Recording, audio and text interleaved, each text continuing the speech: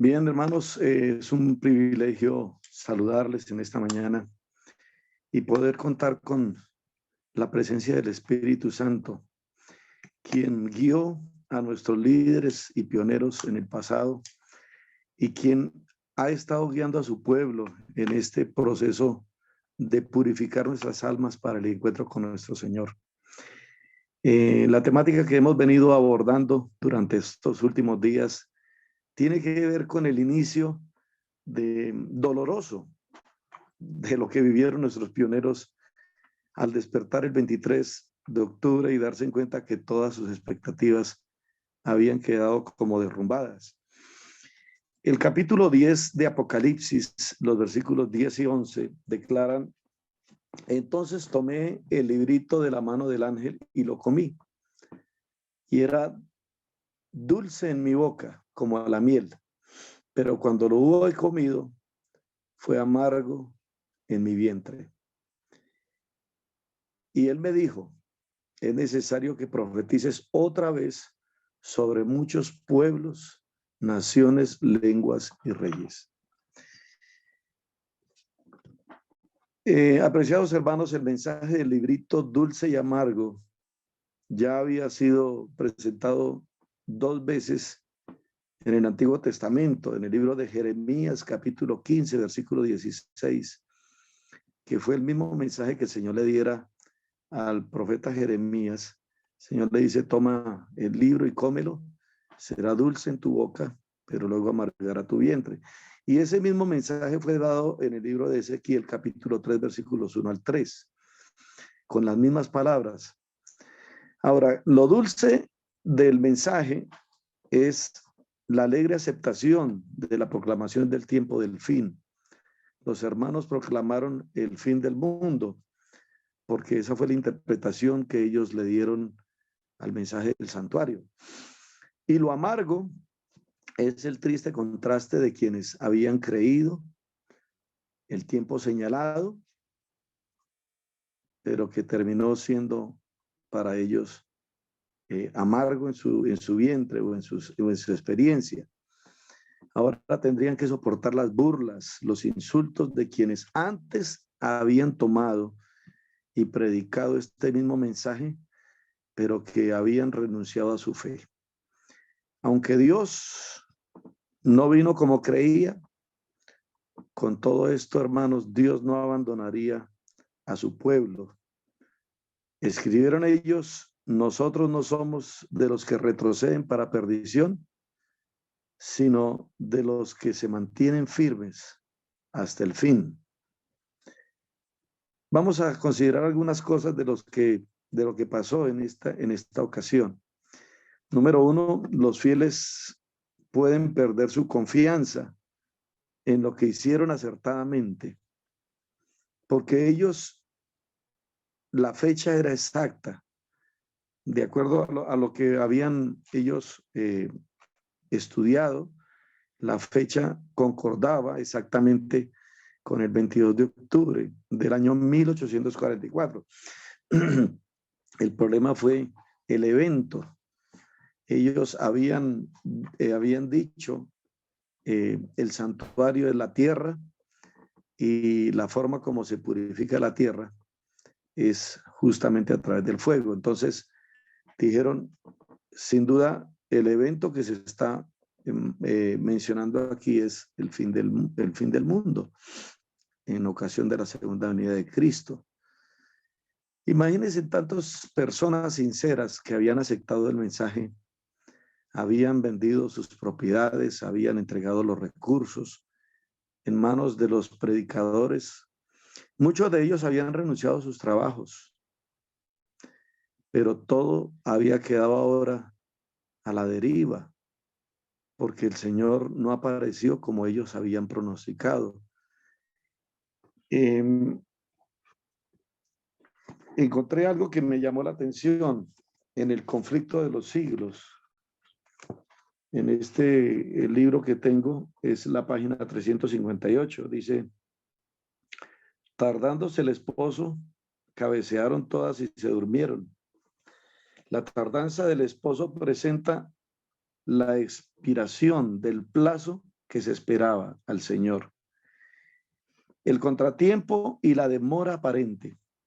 En ese momento de incertidumbre, los intereses de los superficiales y de los sinceros a medias empezó a vacilar. Cejaron sus esfuerzos, pero aquellos cuya fe descansaba en un conocimiento personal de la Biblia tenían bajo los pies una roca que no podía ser barrida por las olas de la contrariedad. Cabecearon todas y se durmieron. Una clase de cristianos se sumió en la indiferencia y abandonó su fe. La otra siguió esperando pacientemente hasta que se le diese mayor luz. Sin embargo, en la noche de la prueba, esta segunda categoría pareció perder hasta cierto punto su ardor y devoción. Los tibios y superficiales no podían seguir apoyándose en la fe de sus hermanos.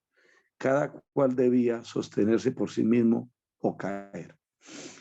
Miren, hermanos, aquí están los dos grupos.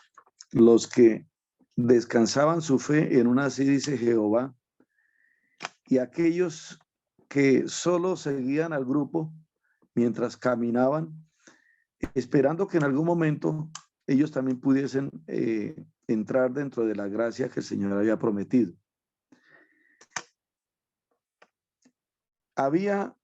El punto número 2 es que habían hecho la voluntad de Dios, su fe fue probada y ahora necesitaban paciencia, nuestros pioneros.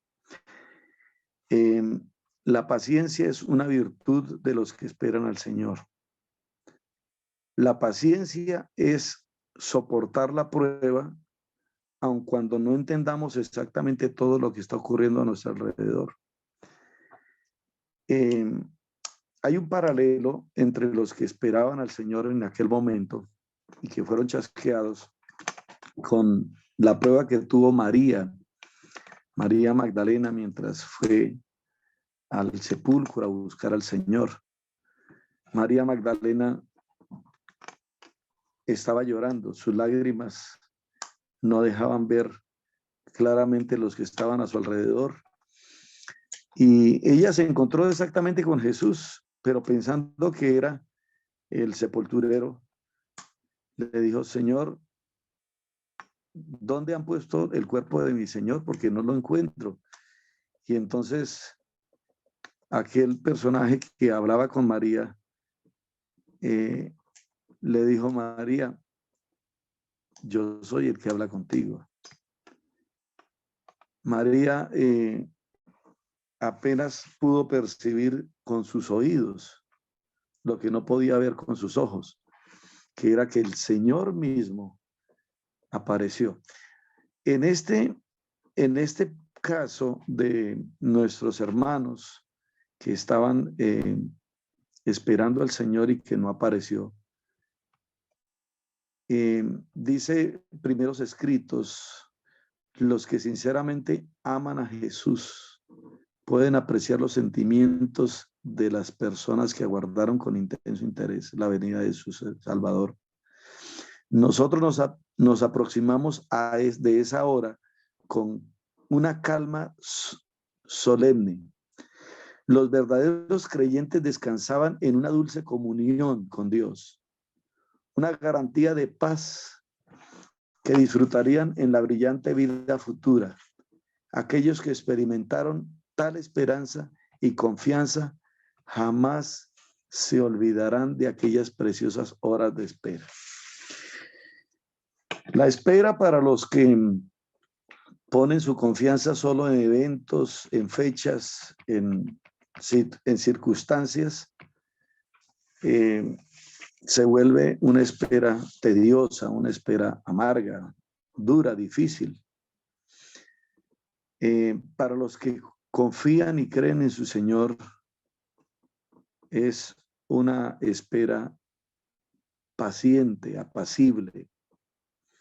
El punto número 3 dice que los justos necesitaban vivir por fe y no cuestionarse por el fracaso vivido. pues habían cumplido la voluntad de Dios. Detrás de todo este asunto, que es confuso para los que esperan al Señor solo por vista y no por fe,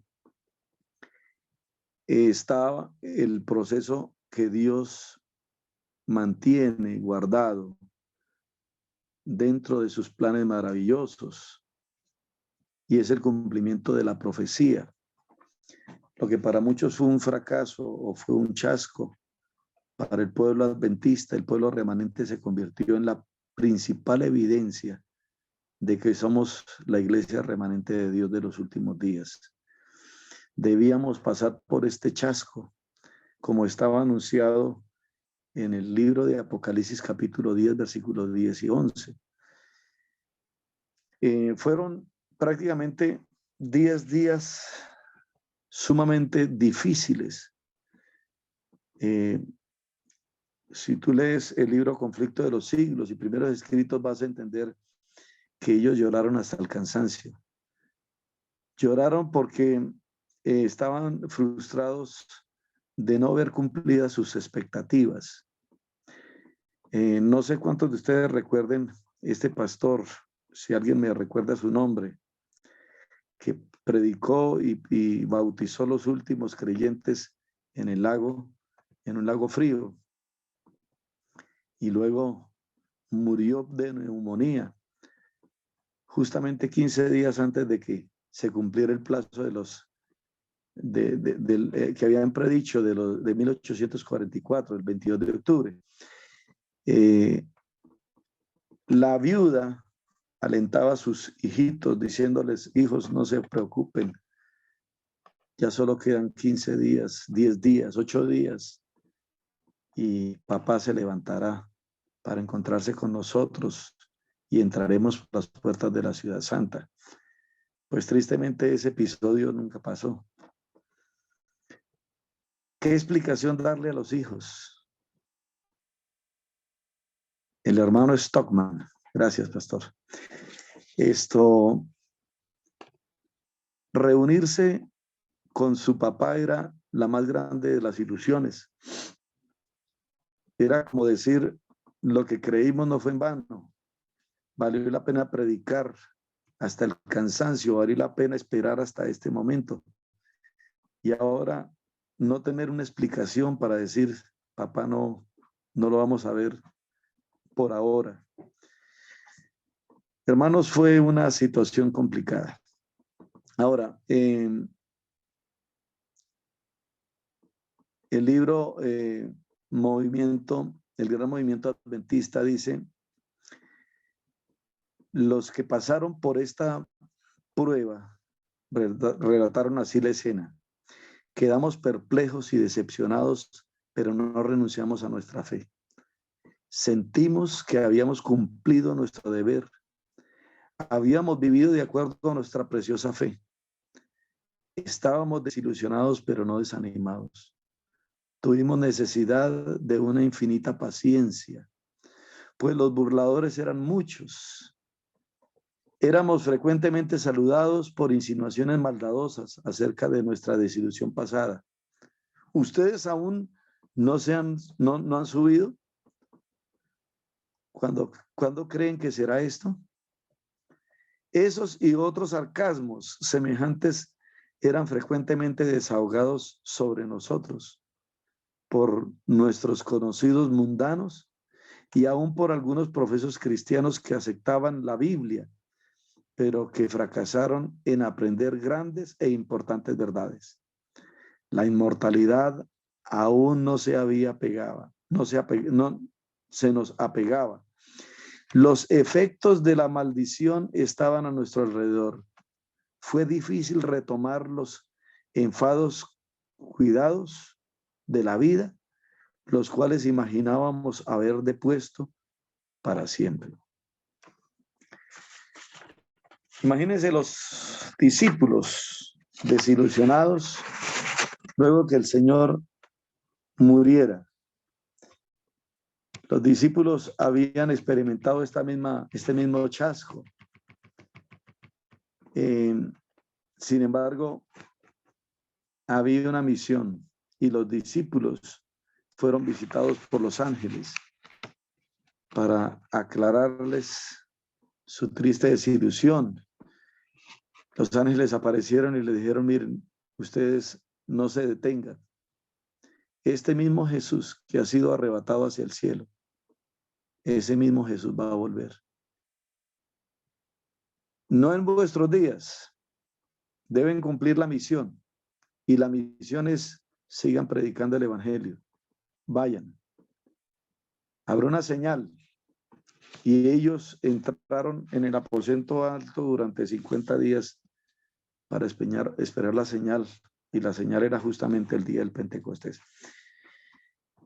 Hermanos, el Chasco había pasado en la experiencia de nuestros pioneros, fue un proceso amargo, fue un proceso doloroso, fue un proceso difícil, pero fue un proceso necesario para que los que eran tenían que permanecer y los que no debían abandonar las filas para que no fuesen oprobio para la causa. Dentro de este proceso aparecería el clamor de la medianoche, 31 de octubre del año 1844.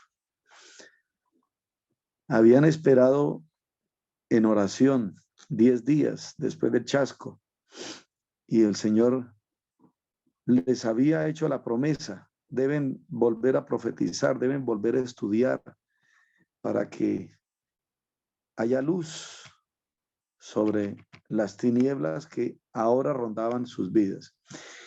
Solo piensen por un momento, estos hermanos habían estado analizándose y habían estado pensando, ¿qué vamos a hacer a partir de ahora? ¿Qué explicación le vamos a dar al mundo? ¿Qué cosas debemos creer a partir de ahora? Y el Señor no dejó en tinieblas a su pueblo. Dios sabía que los sinceros hermanos debían ser alentados. Entonces, Hiram Edson, junto con los estudiantes de la verdad, después de haber orado, el Señor apareció para decirles que el cumplimiento de la profecía estaba exactamente guardado en la misma Biblia, en la misma profecía. Los ojos de ellos se volvieron hacia el santuario para encontrar la gran verdad adventista hasta el día de hoy. Cristo había pasado del lugar santo al lugar santísimo en el santuario celestial para iniciar la obra sumo sacerdotal final y dar así comienzo a lo que hoy nosotros conocemos como el fin del tiempo o el inicio del tiempo del fin. Página 359 del Conflicto de los Siglos dice, por aquel entonces despuntó el fanatismo. Algunos que habían profesado creer fervientemente en el mensaje rechazaron la palabra de Dios como guía infalible y pretendiendo ser dirigentes o ser dirigidos por el Espíritu, abandonaron sus propios sentimientos e imprecisiones e imaginación. Habían quienes manifestaban un gran ardor ciego y fanático y censuraban a todos los que no querían aprobar su conducta. Sus ideas y sus actos inspirados por el fanatismo no encontraban simpatía entre la gran mayoría de los adventistas. No obstante, sirvieron para atraer oprobio sobre la causa de la verdad. Y escuchen esto que me llamó la atención. Satanás estaba tratando de oponerse por este medio a la obra de Dios y destruirla. El movimiento adventista había conmovido grandemente a gente que se había convertido, miles de pecadores, y hubo hombres sinceros que se dedicaron a proclamar la verdad hasta el tiempo de la tardanza. El príncipe del mal estaba perdiendo sus súbditos y para echar oprobio sobre esta causa de Dios, trató de engañar a algunos de los que profesaban la fe para trocarlos en extremistas. Luego sus agentes estaban listos para aprovechar cualquier error, cualquier falta, cualquier acto indecoroso y presentarlo al pueblo en la forma más exagerada a fin de hacer odiosos a los adventistas y la fe de los que profesaban. Así, cuanto mayor era el número de los que lograban incluir entre los que profesaban creer en el segundo advenimiento, mientras su poder se dirigía a sus corazones, tanto más fácil les sería señalarlos a la atención del mundo como representantes de todos los cuerpos de los creyentes. Satanás es el acusador de sus hermanos. Y su espíritu que los inspira a los hombres a acechar los errores y los defectos del pueblo de Dios, a darles publicidad, mientras no se hace mención alguna de buenas acciones de este mismo pueblo. Siempre está activo cuando Dios obra para salvar las almas. Este es el mensaje que justamente está ocurriendo hoy.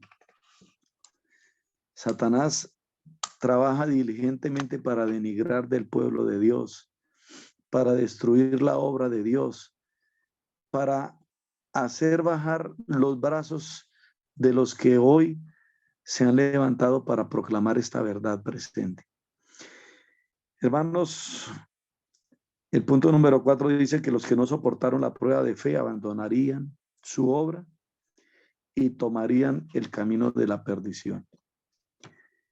Estos días nos reunimos con un grupo de hermanos en una reunión que tuvimos y hablábamos acerca de las personas que han abandonado la fe adventista para unirse a grupos disidentes, extremistas, y nos hemos dado cuenta que la mayoría de estas personas que tristemente abandonaron la fe adventista, después de un tiempo dejaron de creer en el extremismo que iniciaron y hoy en día no son nada y no son nadie. Al contrario, han sido el mal testimonio de lo que un día fueron. Y a este punto es que quiere llevar Satanás a los que abandonan la fe, al punto de volverse más duros de corazón, volverse más perversos. Conflicto de los siglos, página 360, sigue diciendo: el príncipe del mal disputa cada pulgada del terreno por el cual avanza el pueblo de Dios en su peregrinación hacia la ciudad celestial. Satanás sabe que le queda poco tiempo y utiliza dos extremos: el extremo del fanatismo, hermanos y hermanas que se convierten en jueces de los demás, en severos dardos o fardos para señalar los errores de la iglesia y los errores del pueblo de Dios. Y está el otro extremo, que es el extremo de la liviandad, al igual que en el tiempo del chasco, hermanos que solo asisten y por emoción se muestran consagrados, pero que finalmente su fe no está basada en la palabra de Dios. Y dice aquí, en este mismo pasaje: en toda la historia de la iglesia, ninguna forma ha sido llevada a cabo sin encontrar serios obstáculos. Así aconteció en los días de San Pablo. Joel. Sí, Joel, léalo otra vez, porfa. Léalo otra vez. En toda la historia de la iglesia, ninguna reforma ha sido llevada a cabo sin encontrar serios obstáculos. Así que podemos saber que hay personas que están escuchando lo que estamos haciendo y sin duda nos están tildando de fanáticos. Sin duda están queriendo colocarnos en el nivel de los que por el fanatismo nos estamos levantando a la madrugada para clamar y pedir, Señor, danos sabiduría, porque las cosas que han de venir no son fáciles. Dice, aconteció en los días de San Pablo, y donde quiera que los apóstoles fundasen una iglesia, habían algunos que profesaban aceptar la fe, pero que introducirían herejías, que de haber sido recibidas, habrían hecho desaparecer el amor a la verdad. Este punto es fundamental, queridos hermanos. El amor a la verdad es lo que nos mantiene firmes hasta el fin. Cuando una persona no tiene amor por la verdad, ante un error o ante un fracaso o ante una mala interpretación de la palabra, entonces retroceden y se vuelven más malos que lo que eran antes. Lutero tuvo también que sufrir gran aprieto y angustia debido a la conducta de los fanáticos que pretendían que Dios había hablado directamente por ellos y que por lo tanto ponían sus propias ideas y opiniones por encima de los testimonios de las Escrituras. Muchos quienes les falta fe y experiencia, pero a quienes les sobra confianza en sí mismos y a quienes les gustaba oír y contar novedades, fueron engañados por los acertos de los nuevos maestros y se unieron con los agentes de Satanás en la tarea de destruir lo que movido por Dios, Lutero había edificado. Y los Wesley y otros que por su influencia y su fe fueron causa de bendición para el mundo, tropezaron a cada paso con las artimañas de Satanás, que consistía en empujar a las personas de celo exagerado y desequilibradas y no santificadas a excesos de fanáticos de toda clase. Hermanos queridos de este grupo, quiero llamarles un poquito la atención en cuanto a este asunto, ¿no es cierto? El conocimiento que el Señor nos está brindando es un conocimiento que debe santificar nuestras vidas y debe llevarnos a ser más humildes. Es muy peligroso cuando el conocimiento no está controlado o dirigido por el Espíritu Santo. Recuerden que aunque no lo veamos, aunque no nos demos cuenta, Satanás también está queriendo introducirse dentro de este grupo de hermanos que quieran aprender de la verdad. Satanás siempre mete la mano para entorpecer el plan de Dios, entorpecer esta linda obra. Así pasó en el tiempo de Elena de White, así pasó en el tiempo de los apóstoles, así pasó en el tiempo de Martín Lutero y así pasará en el tiempo del fin.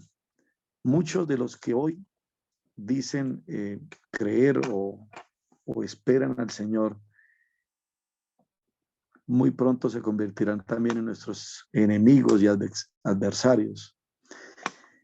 El comentario de Joseph March, el 7 de noviembre de 1844 dice: alegremente admitimos estar equivocados. Mire lo que dice, me llamó la atención esto. Alegremente admitimos estar equivocados en cuanto a la naturaleza del evento que esperamos que ocurriera el 10º día del 7º mes, pero aún no podemos admitir que nuestro gran sumo sacerdote en ese día no haya realizado todo aquello que el tipo de ritual típico justificaría, que esperamos, ahora creemos que él lo realizó. Aquí estaba prácticamente aclarando que los 2300 días era el cumplimiento exacto de la profecía de la entrada de Jesús del lugar santo al lugar santísimo. En 1844 los adventistas esperaban que el 10º día del 7º mes se acercasen los 2300 días y que al contemplar a Cristo en ese día la obra sacerdotal volvería a la tierra para bendecir a su pueblo. Un estudio posterior, sin embargo, demostró que en realidad lo que ocurrió en ese día fue el inicio de su obra de purificación del santuario celestial y no la conclusión de su oficio sacerdotal, como se creía o como se esperaba. En vez de considerar la purificación del santuario como haciendo parte de la obra sacerdotal, Cristo habían dicho que la purificación del santuario representaba la purificación de la tierra por el fuego por ocasión de la venida de Cristo. Si acaso en aquel momento ese no englobase a toda la tierra, envolvería por lo menos la purificación de la tierra de Canaán. Bien, hermanos, yo sé que hay muchas inquietudes con respecto a lo que hemos estado estudiando. Sin embargo, pienso que es todavía motivo de estudio este tema que nos involucra a todos. Termino leyendo solo un pensamiento que encontré en el conflicto de los siglos, en este mismo capítulo 23. Dice: en los días de la reforma, los adversarios de esta acecharon todos los males del fanatismo a quienes lo estaban combatiendo con mayor ardor. Algo semejante hicieron los adversarios del movimiento adventista, y no contentos con desfigurar y abultar los errores de los extremistas y fanáticos, hicieron circular noticias desfavorables que no tenían el menor viso de verdad. Esas personas eran dominadas por prejuicios y odios. La proclamación de la venida inminente de Cristo les perturbaba la paz. Temían que pudiese ser cierta, pero esperaban, sin embargo, que no lo fuese.